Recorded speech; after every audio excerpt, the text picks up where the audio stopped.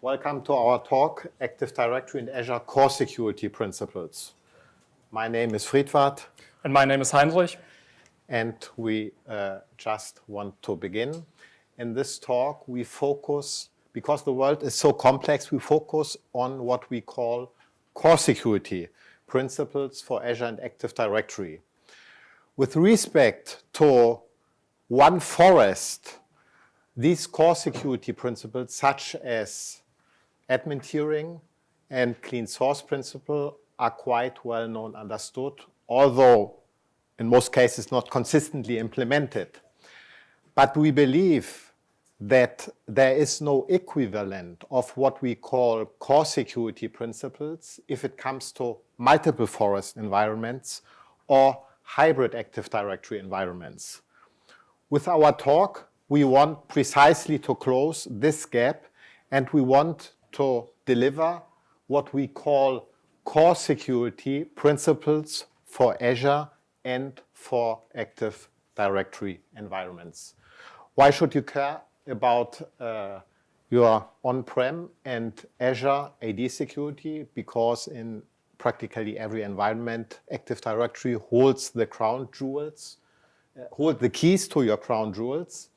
On the other hand, as we already heard, and as we, as pentesters as well, verify, there are a lot of attacks against Active Directory environments with publicly available tools such as Empire, Bloodhound, Mimikatz, and so forth.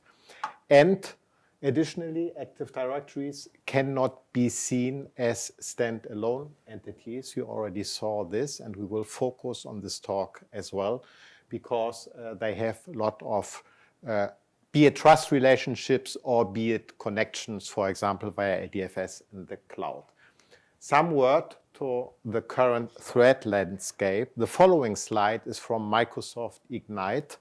And it's a slideshow of the big enterprises that have been compromised, whose credentials and identities has been disclosed during the last 10 years.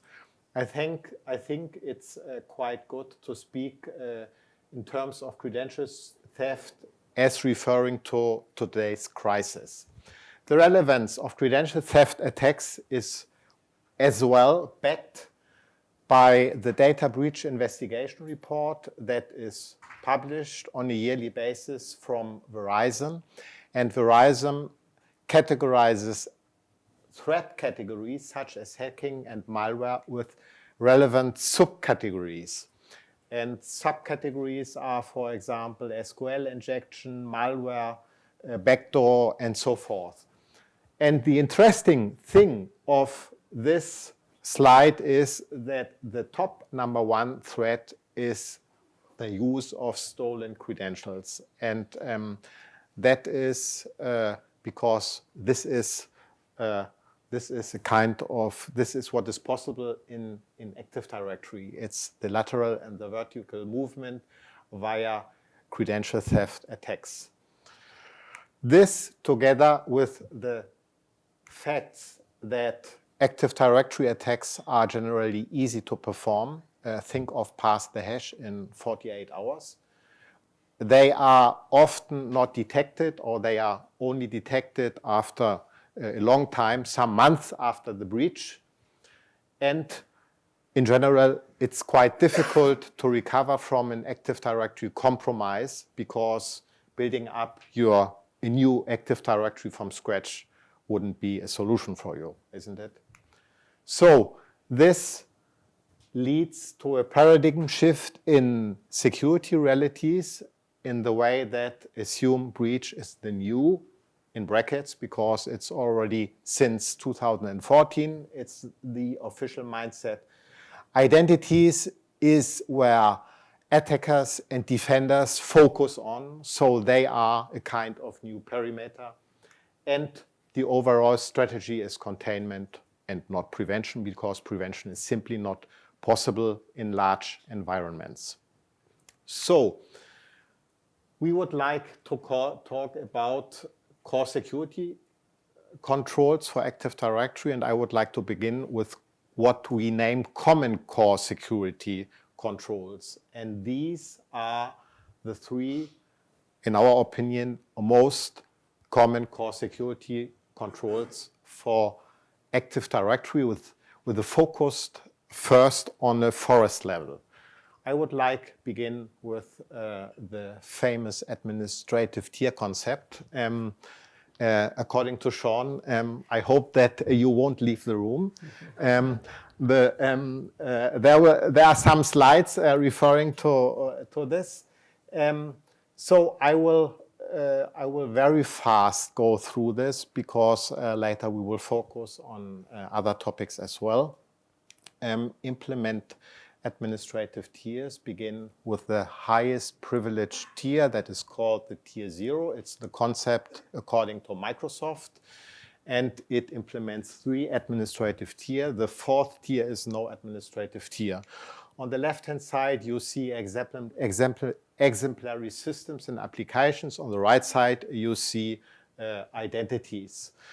And begin with tier 0 and keep in mind the whole security chain of tier 0 systems. That is, if you have virtualized domain controllers, of course, the virtualization host has to be counted as to tier 0 as well.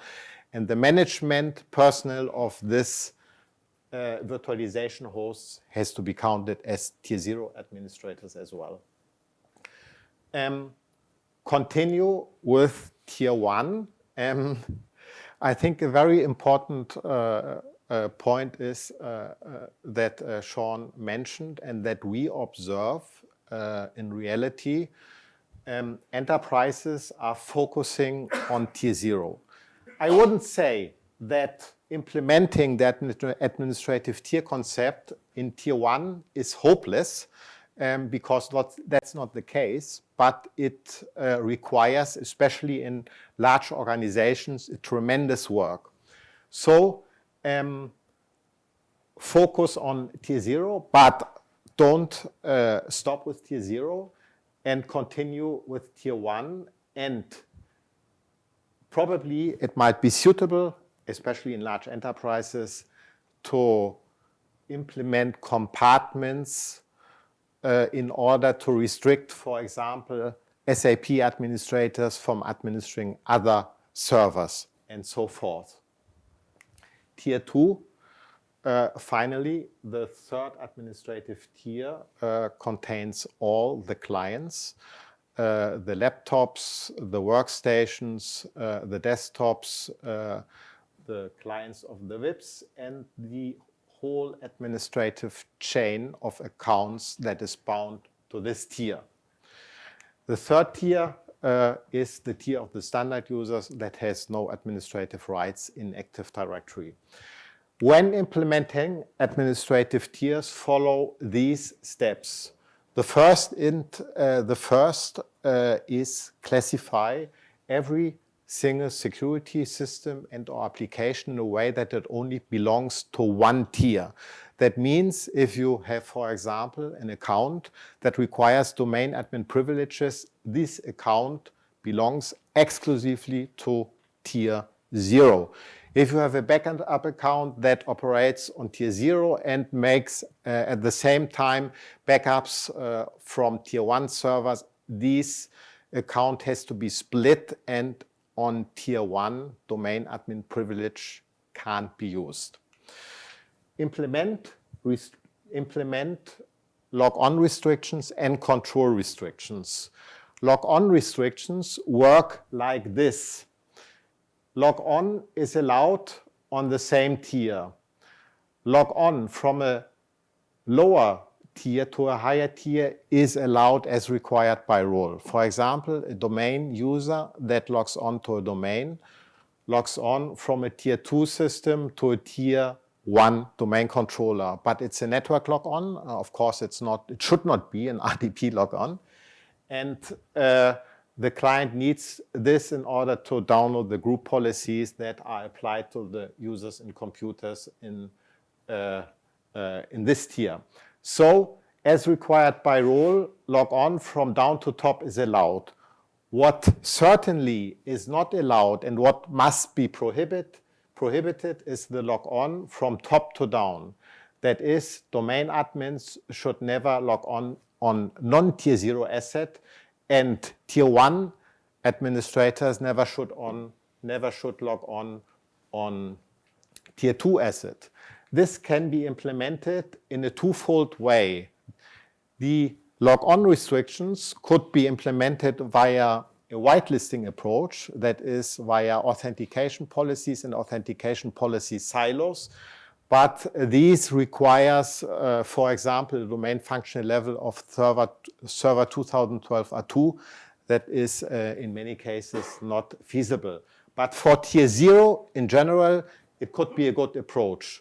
For other tiers or for lower domain functional level,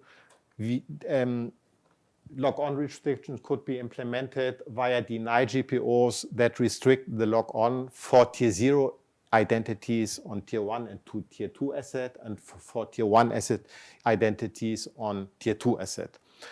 These log-on restrictions must be completed with control restrictions. The objective of control restrictions is to prevent privilege escalation.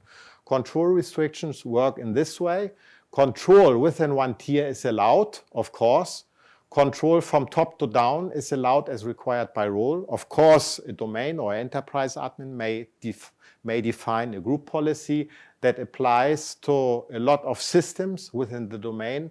So the domain admin controls lower tiers, but he never logs on there.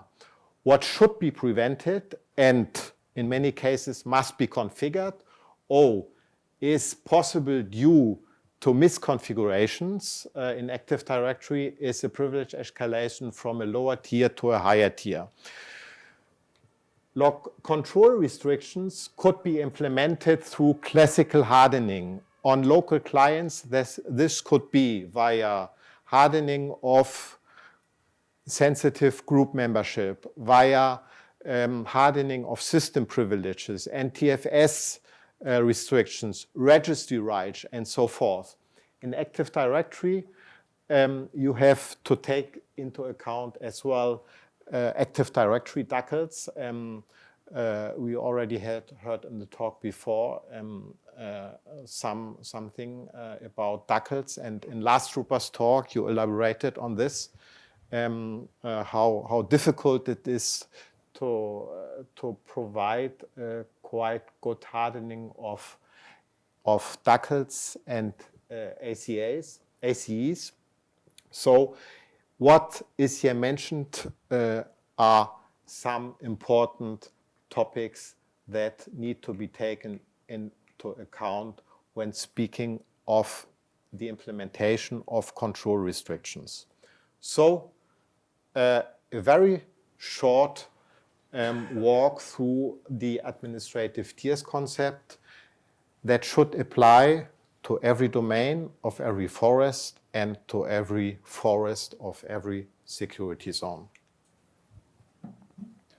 The second common security control that is strongly related to the admin tiering is the implementation of the so-called clean source principle. On a very abstract level, this defines that any subject that is in control of an object is the security dependency of that object and must be at least on the same level of security or above that level of security. So that you are sure that high privileged accounts only manage systems that are at an equal level of permissions. You have to keep in mind that control can be transitive, so that when A controls B and B controls C, A also indirectly controls C. And the most common areas that you find are, of course, the hardware, where you install your operating system, your applications, your virtualization hosts, and so on. The installation media that is used for systems, the configuration of your different machines that you have, or your architecture, and of course your daily operations, so your management tasks that you perform.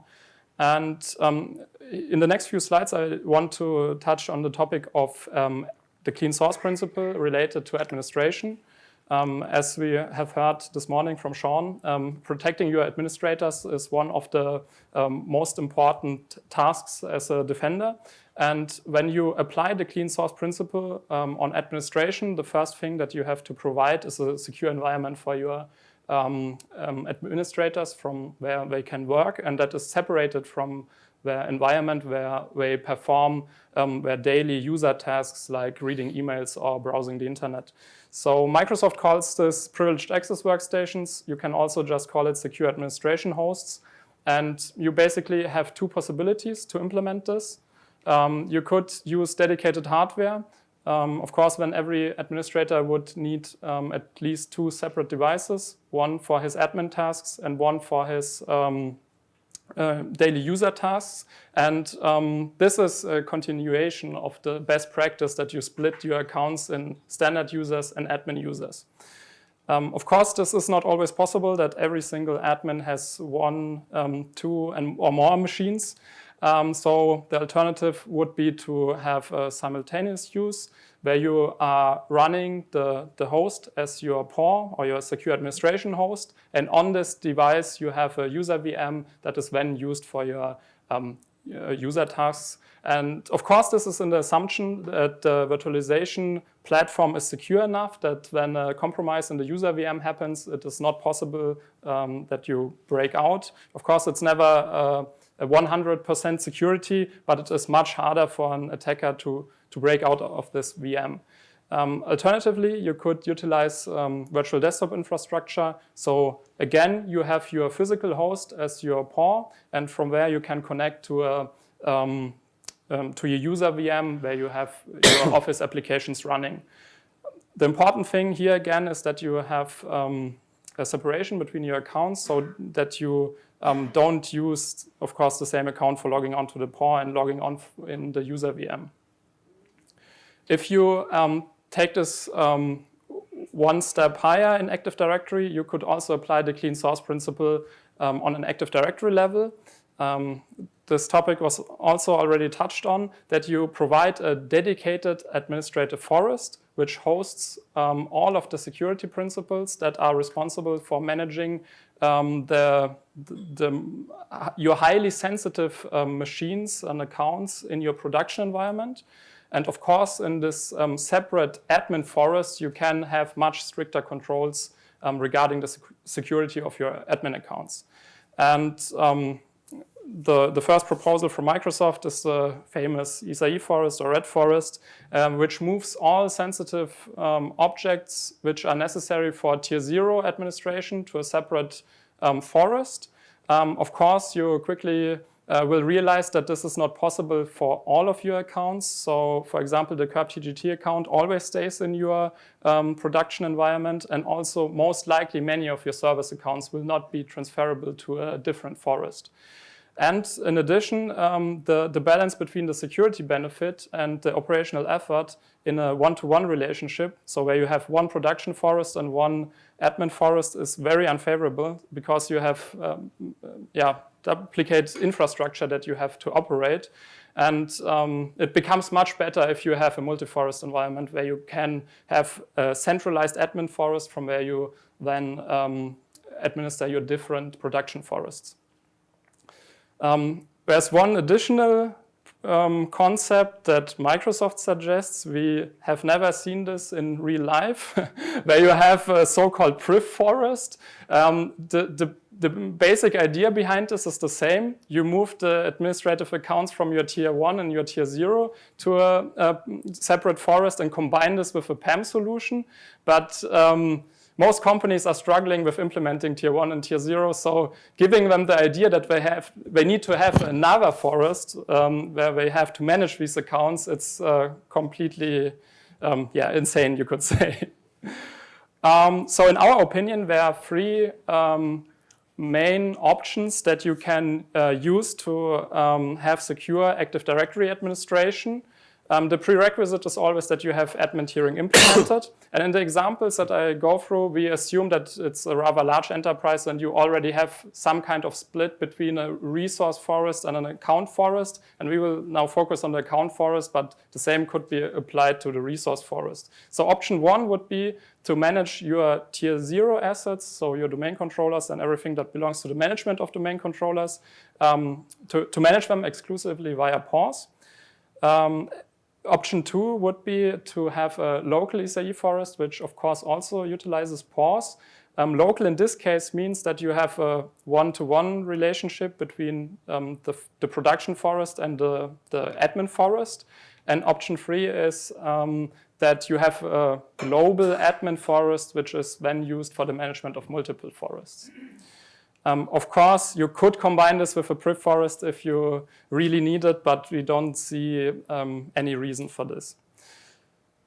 Okay, then the next common security control I wanted to introduce with a quote. I think you already heard this one today. So defenders think in lists, attackers think in graphs. As long as this is true, attackers win. So why shouldn't the defenders also think in graphs? And the third control is to understand and manage security dependencies in your Active Directory. And the clean source principle already covers the hardening of your security dependencies, which could open up new attack paths, but the challenge lies in identifying these attack paths. They could be based on group nesting, on active user sessions, on GPOs, and so on. Like I said, the focus on the defender side also must change from hardening of single assets to a more holistic view. And you could try to do this manually or with scripts, but as we already have heard, this is not a good idea. Much better idea is to use tools such as Bloodhound, which reveal the relationships between your users, computers, groups, and containers, and thus reveal shadow admins, which are also highly privileged, but are not part of your built-in admin groups.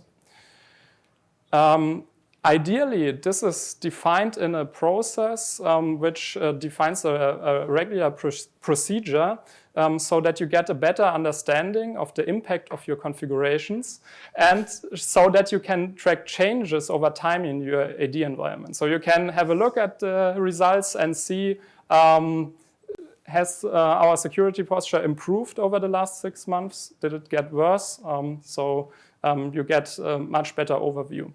I had one example here, but I think in the previous talk we already had a lot of examples. So when you want to hear more about Bloodhound, there will also be 2 other talks which will touch on this topic. So at Troopers, this topic is completely covered. So until now we talked about what we named common core security controls, and the focus was mainly one forest. Reality is more complex. I even recall, should I say, 2 organizations that implemented a zero trust policy. One of the organizations implemented it because of a compromise via trust. Another company implemented it because of a very strong security posture. But I would like to pose the question to the audience: who of the Active Directory environments you assessed or you are working with has a zero trust policy? That's quite. That says all. No one. No one raised their hand. That's not the life. The life is different. We have connections. We have connections to other forests, and we have connections to the cloud, namely Azure. And these extend security dependencies, and via this extension, credential theft and credential reuse scenarios are extended as well. This could be quite good seen on a very basic level. Here in this slide you see 2 domains that are connected via a so-called external trust that is unidirectional and with SID filtering disabled. Although the disabled SID filtering is not the most common and obviously not the recommendation configuration. It's as well not so rare one because it could happen because of a migration project in progress, for example. In this case, if an attacker through successful lateral and vertical movement compromises the trusting domain, in this case, automatically the trusting domain must be counted as compromised, even if there is no security principle, no privilege security principle in this domain that is member in a high privilege group in that domain. It's because of an abuse of the SID history attribute that is possible via this trust relationship. So the reality is that not only trusts, we heard already this, are no security boundaries. And we already can state that in certain cases, and Will and Lee will tomorrow elaborate on this more, in certain cases, even a forest is not a security boundary. The reality is complex. Active directories are connected, as you see in this slide. It's I think 21 or 22 forests that are interconnected via different kinds of trust. This is only a part of a picture of a big company with a multi-forest environment with more than 70 different forests, and the biggest domain has 31, the biggest forest has 32 domains. If you think of security dependencies, in the worst case, if this forest is compromised, there certainly will be an attack path to this forest, and in the worst case, the whole forest environment is compromised. And what is in this slide out of scope are the connections that these individual companies have to other companies.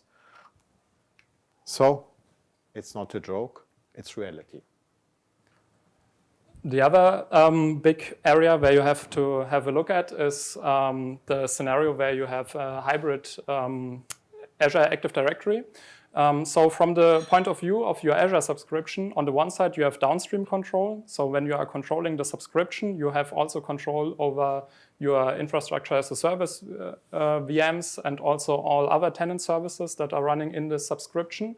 And when you are looking here on the left side, you have the upstream control, which you also could see as security dependencies. And the Azure Active Directory in itself is a security dependency of the Azure subscription, because the Azure Active Directory holds all of the accounts that are responsible for administrating the Azure subscription. And of course, an attacker could try to compromise your Azure subscription directly, but maybe the weakest link here is not Azure in itself, but maybe the admin workstations that are used to administrate the subscription and the Azure Active Directory. In most cases, the workstation that is used for this is joined to an on-premise Active Directory.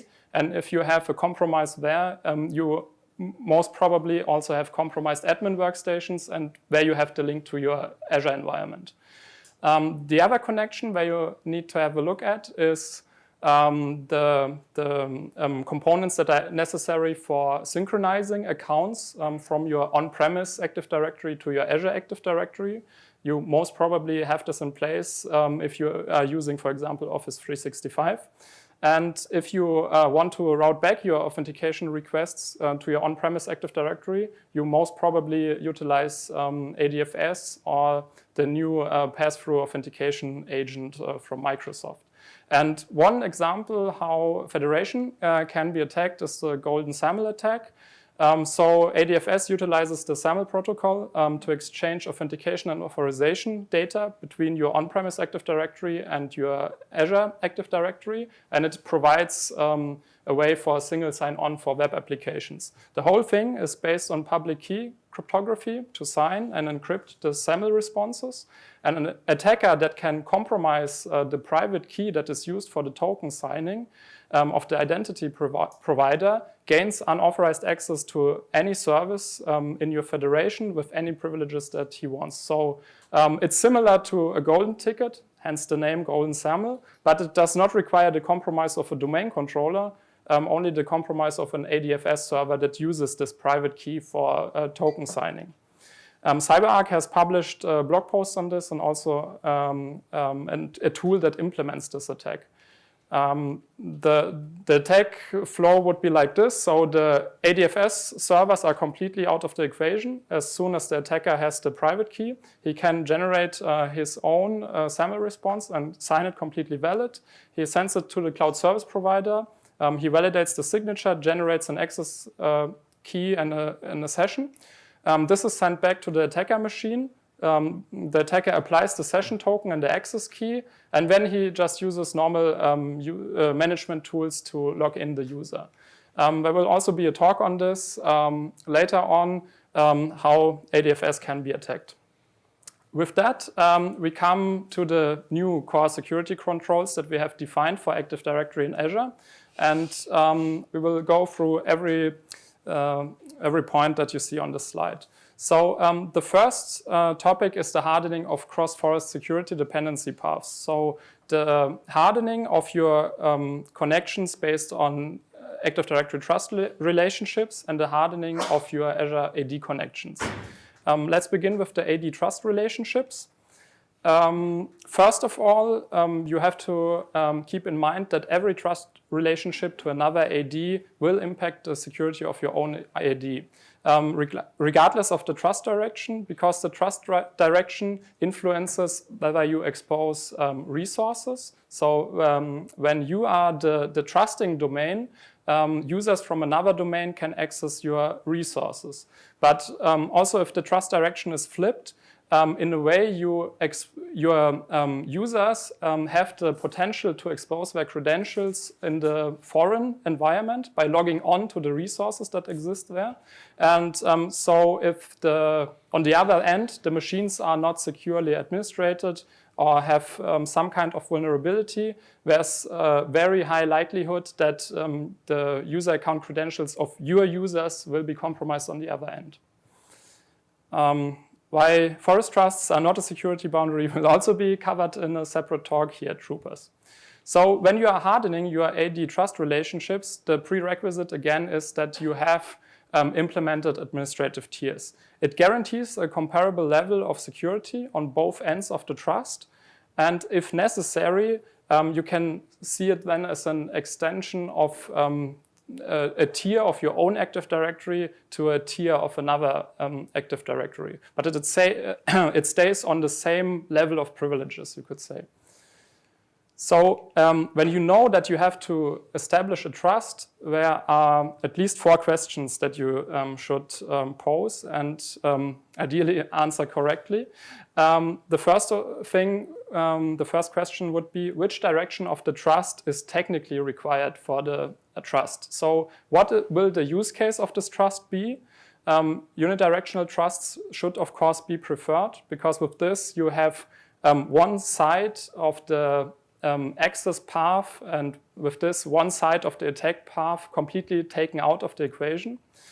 The next question should be, is the trust required for a migration project? Or in more technical terms, must SID filtering be disabled? If you have the requirement to disable SID filtering on an external trust, it should only be for a limited amount of time. Meaning that by default, SID filtering should be enabled on every external trust, and the same applies to forest trusts, which should not be treated as an external trust with regards to the SID history and the SID filtering. The third question would be, should all of the users from the trusted domain or forest, should they be able to access all resources in the trusting domain of forest? If you know beforehand that the users will only access a very limited subset of your machines, then you should think about implementing selective authentication, so you can very granularly configure who has access to which system and which resource.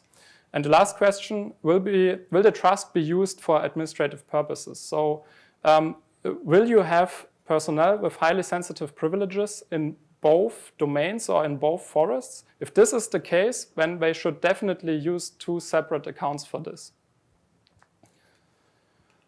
If you have clarified all of these questions, the results, of course, should be documented, trust should be configured accordingly, and ideally, the trust configurations are regularly checked. So you can be sure that the configuration has no drift, and you can be sure that it is in the state that you have defined in the beginning. This process and general guidelines could be defined in a so-called AD trust policy. With that, we come to the hardening of Azure AD connections. So like I already said, when you are using something like Office 365, you most probably are syncing accounts from your on-premise Active Directory to the Azure cloud. And the first thing where you need to have a look at is the hardening of the Azure AD Connect accounts and the systems that are belonging to the Azure AD components. So the systems that run the Azure AD Connect sync engine and the corresponding SQL database should be treated and hardened as tier 0 systems. They are as important as your domain controllers and thus should be seen at an equal level of privileges. Of course, you should not forget the basics, like patching the actual Azure AD Connect application. The service that runs on this machine should be running in the context of a virtual service agent or at least a group managed service account. But it should never be a normal user account, which is also used for other things in your environment, like, for example, administrating servers or something like that. And the last thing here is that the ADDS connector account that is used for reading information from your on-premise Active Directory or writing back information from the Azure Active Directory should be hardened in accordance with the stated Microsoft advisory. And this is necessary because if you look at the default privileges that this account receives with an Express installation, this account has the replicate directory changes all permission. So this account has the ability to perform a DC sync. And this account can also reset the password of every user account in your environment, with the exception of specific admin accounts. So even if these functionalities are not used, the Express installation configures this account with these permissions. Of course, this account is created with a complex password, but it does not expire. And this account is not protected by the admin SD holder object. So that means there's no ACL template that is reapplied to the account if an attacker or an admin just changes the ACL. The last problem here is that with the Express installation, this account is created directly in the AD user container. So any account operator or any member of the account operators group can escalate privileges to this account by resetting the password and then has the privileges that are stated on the right. So to sum this up, you should first of all avoid using the Express installation. So you should think about what will your use case be for the synchronization. So is it necessary that the account can read user credentials? If you, of course, sync hashes to Azure AD, this is necessary. And the next question would be, is it necessary that a password writeback is performed? So then this account would need the reset password privilege. The next point is to avoid usage of the account operators group. Microsoft also recommends this separately of the Azure AD Connect account problem that we have here. But alternatively, you could also just move the ADDS connector account into a separate OU that is only accessible by your tier 0 admins. And you should also delegate the reset password permission to your tier 0 admins. Furthermore, you could apply more more of a lockdown of the permissions, which is default since the Azure AD Connect version that is stated here. But you have to keep in mind that if you have upgraded your Azure AD Connect, these changes in the permissions were not retroactively applied. So when you are routing the authentication back to your on-premise Active Directory, you have the option to use ADFS for this. Again, as we have seen with the golden SAML attack, ADFS servers are very powerful, so they also should be seen on the same level as domain controllers, and thus should be considered as tier 0. So no server administrators should have access. And you especially should protect the private key that is used for the token signing and encrypting. You could utilize, for example, a hardware security module for this. Then there are some other more general hardening controls, like using a web application proxy, or when hardening the authentication itself, you could use the external protection for authentication or the extranet logout protection. With the hardening of the Azure AD pass-through authentication agent, it's a lot easier because a lot of the stuff is done by Microsoft directly, but nevertheless, you should treat the system where the agent is installed also as a tier 0 system, because the pass-through authentication agent has a connection to your Azure Active Directory and just waits for any authentication requests that are then routed back to your on-premise Active Directory. And in a way, you also have to see this as a security dependency of your complete Azure Active Directory. The good news is you only have to open ports in your firewalls for outbound connections, because this agent does not require any inbound connections. And the patching and the certificate renewal is also performed automatically as long as this agent has a valid connection to your Azure Active Directory. So what about administrative tiers in Azure? Microsoft until now keeps silence about it. Should it be useful to implement administrative tiers in Azure as well? What do you think? If you think a little about it, of course it is useful, because credential theft and credential reuse scenarios, as well as privilege escalation scenarios, exist in Azure as well. And I will elaborate on this in the next slides, but I already can state that in any case, it might be useful and might be a good idea from a security point of view to implement administrative tiers in Azure, even if you use only Azure without on-prem hardware. You might think a little bit about it if this even is possible. I think it's not, although Microsoft exerts pressure in order to move everything to Azure. But let's have a look of an example of a possible privilege escalation in Azure. When we speak about tiers in Azure, it's our naming concept. It's not adopted from Microsoft, because with respect to Azure, Microsoft does not speak in terms of tiers or administrative tiers. So as in on-prem Active Directory, standard users belong to a non-administrative tier that would be the Azure Tier 3. The user account admins are designed to administer standard user accounts. So they ideally, in what says Microsoft, they should belong to Azure Tier 2.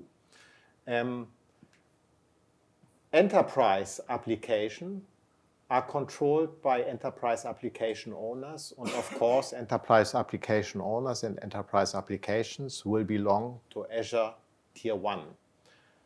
But since there exist Azure AD administrative roles and airbag roles, most probably the enterprise application owner is a role of a standard user. So in this case, there would exist a privilege escalation path from Azure Tier 2 to Azure Tier 1. The possible solution would be define Azure tiers in a way that the user account administrators as well as enterprise application owners and of course enterprise applications belong to Azure Tier 1.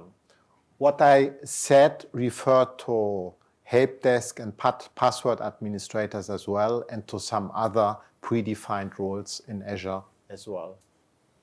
So this simple example shows that it makes sense to think in terms of administrative tiers in Azure. But before trying the definition of what could be tiers, administrative tiers in Azure, we should have in mind that there are a lot of administrative roles and a lot of administrative role types in Azure. Some of them are tenant-wide, such as the Azure AD administrative roles, for example, the global admin or the user account admin. In the classic Azure administration portal, there existed only 3 administrative roles in order to give users accesses to resources.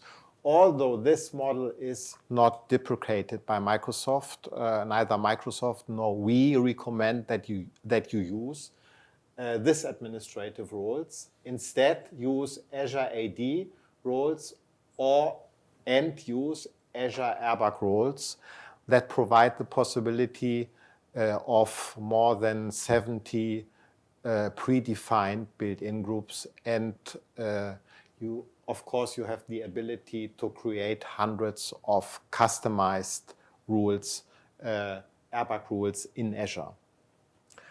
Keeping this in mind, we may try to define administrative tiers in Azure. Identities that have the possibility to take ownership of the whole tenant should be considered as belonging to Tier 0 in Azure. Fortunately, these are very few roles. The global admin, the privileged role admin, and the billing administrator through this update organization trusted CA for passwordless out property. But from a point of view of identities, that's it.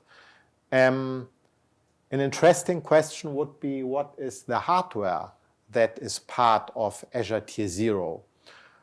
We see only the pores that are for these administrative accounts as belonging to Azure Tier 0. And of course, the hardware that is managed by Microsoft, but that it's not our and your scope. Tier 0 runs all the enterprise services, application, VMs, and so forth, and they should be counted as belonging to Azure Tier 0 together with all the administrative rules that have control over these VMs, services, applications, including Exchange Online, Office 365, and so forth.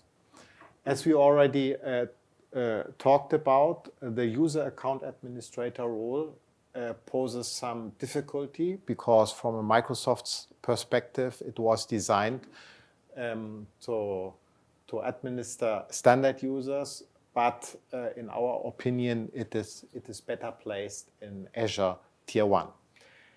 Azure Tier 2 would contain, from a system and applications perspective, Windows 10 machines joined to Azure AD and if existence, VMs and applications that are classified as belonging to Azure Tier 2. This could be, for example, mobile applications for mobile users, or this could be VMs classified as belonging to Tier 2 in Azure Active Directory domain services. And the respective identities that manage these services and applications are device administrators, cloud device administrators, Intune administrator, and of course, additionally, the local administrators of the physical devices. But be careful, as we already mentioned, that's because standard users could be authorized to have administrative privileges via airbag roles in Azure. So if it comes to the implementation steps of administrative tiers in Azure, it's basically from a structural point of view the same as in Active Directory. Firstly, every single source and every single security principle, application, service, and so forth has to be classified as belonging to only one tier. And then there have to be implemented log-on restrictions and control restrictions. Control restrictions could be applied via Azure AD administrative and airbag roles, and log-on restrictions should be applied in order to prevent Azure Tier 0 accounts from logging on to Azure Tier 1 and Tier 2 asset, and from preventing Azure Tier 1 accounts from logging on to Azure Tier 2 asset. In this slide, we see an extension, that's a hybrid environment. We see an extension from Tier 0 asset domain controllers that are moved to Azure together with some Q&A workloads and productive workloads that are moved to Azure. How to deal with them with respect to administrative tiers? Microsoft recommends that you buy an own subscription for Azure Tier 0 asset and put the subscription admins into Tier 0 of your on-prem Active Directory, and that you perform the equivalent steps for the Tier 1 VMs, that is an own subscription, and the correspondent subscription admins as belonging to your on-prem Tier 1. This could be a solution, but that's not the solution that we recommend. We recommend the following controls for the implementation of administrative tiers in hybrid environments. Implement them in a similar manner or in an equivalent manner to the Active Directory on-prem administrative tiers, and have into special consideration the following topics. Separate on-prem administration from Azure administration, and this means, more precisely, separate on-prem admin tiers from Azure admin tiers. Use only on-prem identities to administer on-prem asset, and Azure identities to administer Azure asset. And this means, more specifically, our recommendation would be: don't sync on-prem admins to Azure. Don't extend on-prem tiers, as we saw in the slide before, to Azure. Use instead Azure Active Directory domain service. And in case we observed this sometimes, that enterprises already extended their on-prem Active Directory to Azure, and in most cases, this is the Tier 1. In the case that you extended your Tier 1 to Azure, use separate Tier 1 admin accounts for the management of these resources in Azure.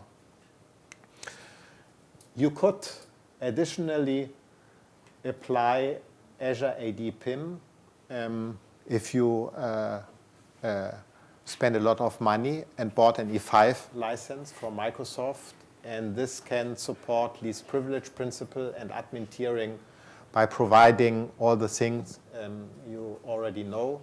And the good thing is that if you have this license, use it.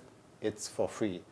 But keep in mind that not all roles can be managed via this solution. Okay, with that we come to the last topic of this presentation. It's the clean source principle in Azure. First, we think that it is important to look at the clean source principle with regards to software installation. So in general, this should follow the same principles as in your on-premise Active Directory, where you check the integrity of your data that you use, for example, for installing an operating system. But with Azure, you have new sources of software available, mainly in the form of the Azure Marketplace. And if you look at it, it looks all official and shiny, but you have to keep in mind that not everything on it comes directly from Microsoft. You also have a lot of third-party providers. So especially when using VM images from the Azure Marketplace, you have to keep in mind that they can be outdated, so important security patches are missing. This is also a topic that last year's Troopers, Nate Warfield, covered from the Microsoft Security Response Center.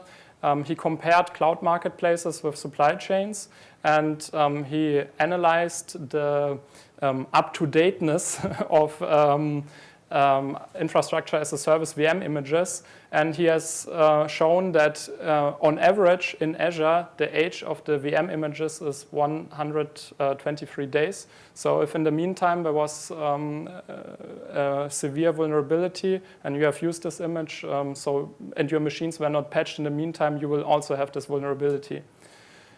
With regards to the administration in Azure, here again, the same applies as in the on-premise Active Directory. Your high-value Azure assets should be administrated via PAWS. Currently, there are no alternatives because you need to have some secure device where you input your credentials. I will touch on the topic of MFA on the following slide, but you need some form of physical device that you see as secure. In addition, the hardening of the access path becomes more important because you do not only perform management tasks inside your own network, inside your enterprise network, but you are also crossing the internet for administration by accessing Azure. And here, the securing of the edge becomes a priority, but here you can utilize traditional network-based isolation and segmentation controls where you define IP-based firewall and route ACLs. You could combine this with user and machine identity checks, for example, with Azure AD conditional access. Here you have to keep in mind that this also requires a specific license from Microsoft. And when you define these conditional access policies, you have two sides. You have conditions and you have access controls. Conditions mean when this happens. So for example, if a user uses an unmanaged device for authentication. And on the other side, you have access controls when do this. So you can either grant or block access based on one or all of these factors that are stated on the right side. And an example could be that you block access for global administrators on unmanaged devices. A very simple example. When looking at the administrative accounts themselves, we see the main problem with a very simple quote here. This was stated at Microsoft Ignite 2017. Only 0.73% of tenant admins have multi-factor authentication enabled. This was still heavily propagated at last year's Ignite. So the big recommendation is enable MFA for as many of your Azure AD admin accounts and probably also for your other Azure AD users as possible, at least for the following Azure AD admin roles that are stated here. So the global administrator, the privileged role administrator, and the Exchange only and SharePoint Exchange Online and SharePoint Online administrators. But keep in mind, MFA should not be the sole protection mechanism for your admin accounts. You still need to utilize PAWS or secure administration hosts. The next thing here might seem trivial, but Microsoft accounts can also be part of your Azure Active Directory, but they cannot be really managed by your enterprise. So you should always use work accounts, either synchronized from your on-premise directory to the Azure Active Directory or by creating cloud-only accounts. And the global administrator accounts should not have a personal email address associated with them, so you don't have the potential attack vector of an attacker compromising the email account and then resetting the password for this global administrator. At the end of the slides, we have an overview over all the controls that we have stated. You can see it as a kind of checklist that you can use to go through all the things that we recommend. And with that, we come to an end of our presentation. Thank you for your attention, and we are happy to answer any questions.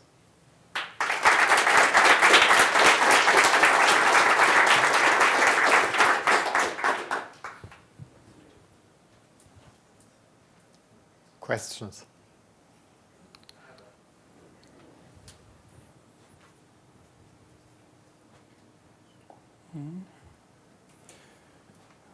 Sorry, it's not switching on. It's okay. Oh, no, it's working. So one of the hardening steps that you had there was for the MSOL accounts, the Azure Active Directory sync accounts. Mm-hmm. You're talking that they're placed in the default users group, so people have permissions to change those passwords. What happens if you change one of those passwords? Like, yes, you get control of the account, but does that break the entire sync service? Or have you tested what the impact of that is? We haven't tested it, as we have only seen it in production environments. Okay. But I would assume that by no longer having the same credentials, the whole sync engine will no longer work because the account has no longer access to the information that he needs to access to perform the sync. Okay. Sounds like chaos. Yeah, most probably, yes. Other questions?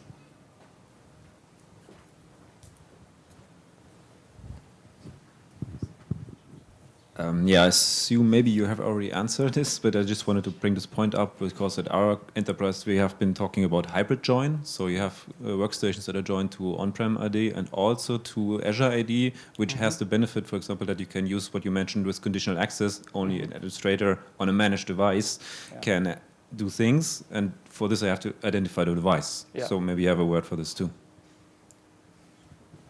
Okay. Say anything else? Yeah, so when you want to use the conditional access, like you said, for identifying devices, they must be known in Azure Active Directory. And currently you can have a join directly to the Azure AD, or you have a hybrid join that is joined to your on-premise Active Directory and the Azure Active Directory. But in some way or form, it must be known to Azure.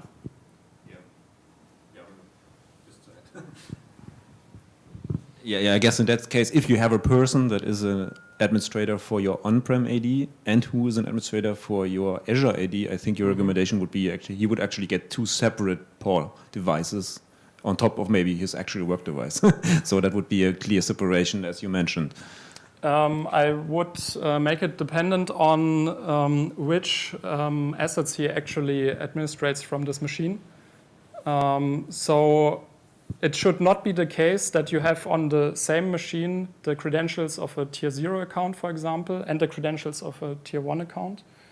Because when the tier 1 account is compromised and this account has also access to this workstation, you have the potential that the tier 0 account is also compromised by an attacker.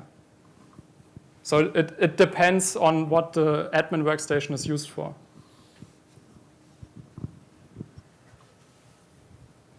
But as you already said, this could be implemented via a physical